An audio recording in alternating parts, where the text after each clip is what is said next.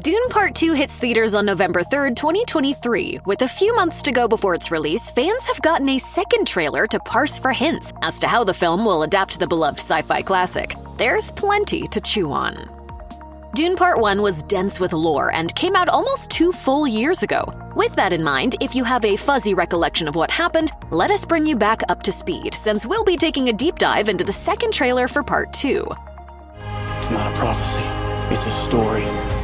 The Atreides family is a royal house with a vast galactic dominion. As a result of their outstanding reputation and a political move by the Emperor, they're given the desert planet of Arrakis, which they can mine for one of the most valuable resources in the universe, spice. But not all is as it seems. House Harkonnen, which previously oversaw Arrakis, launches a devastating surprise attack that kills thousands, including Duke Leto Atreides. This leaves young Paul Atreides and his mother, Lady Jessica, as seemingly the only survivors of the royal family. They must learn how to survive the harsh deserts of Arrakis if they hope to regain what they've lost. Still, things are not as dark as they may seem. Paul appears to be the figure at the heart of 2 different legends. The first is a calculated plan that the Bene Gesserit have been overseeing for centuries, and the second is a prophecy that the tribal Fremen, who Paul is growing to lead, believe with regard to the young ruler who they call Muad'Dib. Now, with both prophecies seemingly coming true, Paul becomes a messianic figure. With his new powers, which include foresight into the future, he dreads that he may leave the universe worse off than he found it.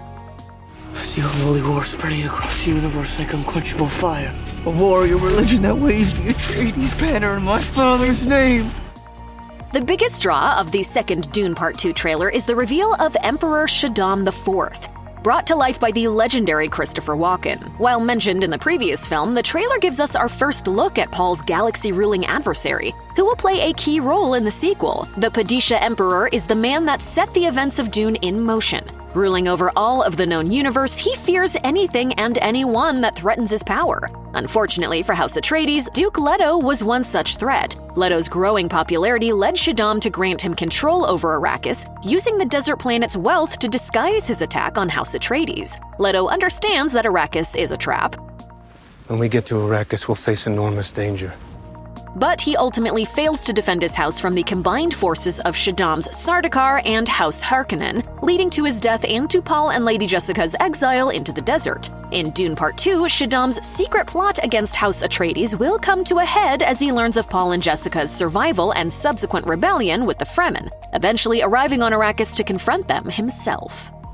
In Dune Part 2, Paul will be leading the Fremen, and as a result, the young warrior will see that the Harkonnens finally face consequences for their disreputable treatment of both House Atreides and the natives of Arrakis. Fortunately for Paul and the Fremen, House Harkonnen and the Emperor greatly underestimate their threat. Not only do the Fremen have a better understanding of desert warfare than their royal hosts, but they also have better battle stamina and the ability to ride the massive sandworms of Arrakis. The Fremen also engage in plenty of more traditional guerrilla warfare, as Paul, Chani, and others are seen launching fiery retaliatory strikes on the duplicitous Harkonnens. Chani will clearly play a big role in the fighting, plus her and Stilgar's knowledge of Arrakis' history and the ways of the desert are key to Paul's struggle to take back his rightful place in the galaxy. Dune Part 2 clearly features much more Zendaya as Chani after her lack of screen time in the original disappointed some fans. Her role looks to be even bigger than in author Frank Herbert's original novel. Director Denis Villeneuve wasn't lying when he said he wanted to make Chani the protagonist of Part 2. In the trailer, she and Paul are in the spotlight, as their growing relationship will be the driving force behind the sequel. Unlike in the book, Chani will do more than just sit around and wait for Paul to come home. We see her participating and maybe even leading the Fremen rebellion against the Harkonnens. She decisively takes out a member of the Emperor's Sardaukar. In the book, Chani's already a great fighter, but after training with Paul and Lady Jessica, she becomes a deadly warrior. It looks like she's already there in Dune Part 2. Although Chani states she's fighting for her people, not Paul, their growing relationship will muddy those waters. Other developments, including Paul accepting his role as Muad'Dib, put their relationship to the test, which Dune Part 2 will likely showcase, putting the spotlight on Zendaya's performance as Chani.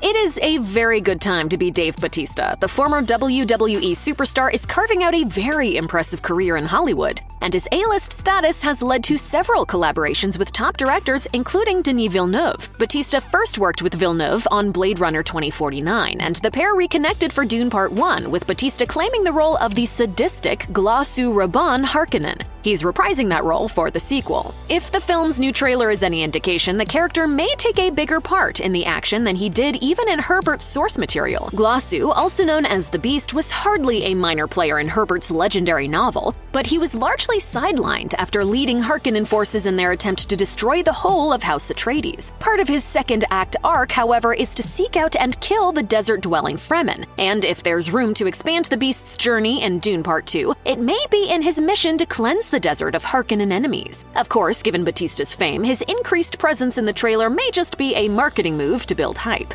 But it could mean Villeneuve wanted to beef up the role to make use of Bautista's seemingly boundless talent. If anyone can help make a more three-dimensional character of the Beast, Bautista is the actor to do it.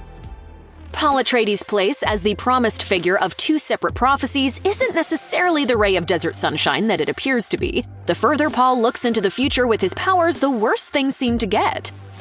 Because all my visions lead to horror.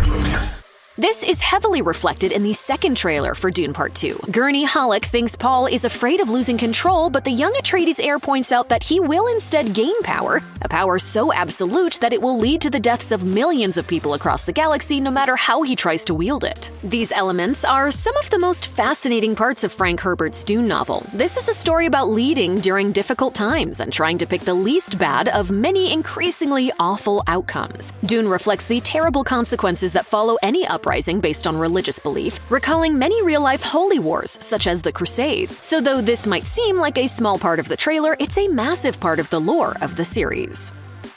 A rapid series of shots in the trailer goes from an extreme close-up of a finger touching a blue liquid to Paul's mother, Lady Jessica, gasping as her eyes glow blue before landing on an elderly, glossy-eyed woman who appears to be in some sort of trance. While this sequence lacks the context to mean anything to fans who have only seen Villeneuve's first Dune movie, those familiar with its source material, or even David Lynch's 1984 adaptation, will recognize this as a major story beat. That blue liquid is called the Water of Life. While normally a poison, through a ritual called Spice Agony, a Bene Gesserit like Jessica can attain the powers of a Reverend Mother, a title granted to spiritual leaders who have access to their ancestors' memories embedded in their genetic code. The woman in the third shot is the Fremen's current Reverend Mother. Jessica's involvement in the Spice Agony ritual means big changes are coming to the Fremen social order. This key scene's inclusion in the film likewise means that Paul's place in the Fremen tribe, as well as Chani's role as the member of the tribe closest to Paul, are going to become increasingly complicated.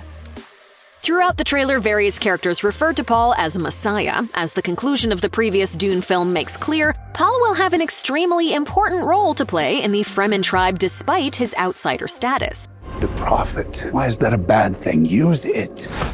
At one point in the trailer, Paul rides one of planet Arrakis' gargantuan sandworms. Lady Jessica asks Fremen leader Stilgar if he believes in Paul. Stilgar claims Paul is showing signs, presumably of being the Fremen Messiah, as another shot of Paul atop a sandworm is shown on screen. In the Dune universe, riding sandworms is exclusively a Fremen practice, and typically something members of the tribe start doing at a younger age than Paul. Nevertheless, he learns to ride a sandworm despite his advanced age and unique background, emphasizing that he's right for the role of Muad'Dib. Following this footage of Paul riding the sandworm, Stilgar watches in awe, suggesting that Paul's worm-riding competency is one additional sign of his importance to the Fremen. A little earlier in the trailer, Chani is about to translate the Fremen language for Paul before he stops her, having fully understood what was said to him. This drives home how rapidly he's learning Fremen culture. As a sandworm rider, then, Paul is capable of one of the hardest and most significant feats necessary for his acceptance into the Fremen of Arrakis.